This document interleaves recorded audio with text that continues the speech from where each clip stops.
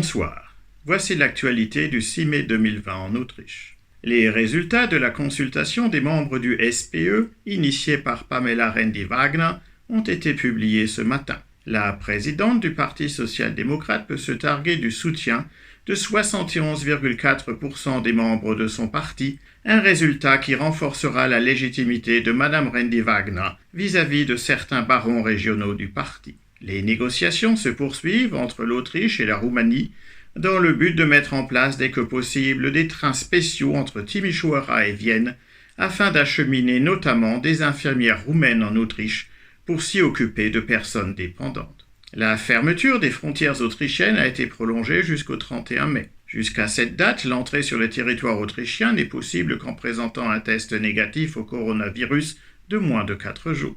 La ville de Vienne a décidé de soutenir à hauteur de 20 millions d'euros le développement de la 5G sur son territoire. Du côté de l'Allemagne à présent, la chancelière allemande Angela Merkel et les ministres-présidents des 16 Länder se sont mis d'accord pour que les compétences en matière de déconfinement et d'allègement des mesures de sécurité soient du ressort des États fédérés. Du côté de l'Europe, à l'issue du sommet de ce jour entre l'Union européenne et les pays des Balkans, le commissaire chargé de l'élargissement, le Hongrois Oliver Várhelyi, a déclaré qu'il était clairement confirmé que l'avenir des Balkans se trouvait dans l'Union européenne. Nous devons continuer à construire un continent européen uni, a-t-il ajouté.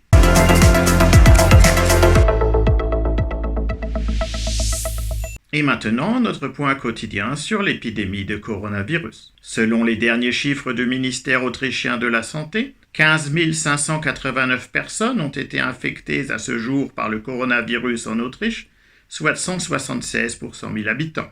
608 personnes en sont mortes et 13 639 personnes en sont guéries. Le nombre de personnes activement malades continue de baisser et n'est actuellement plus que de 1342.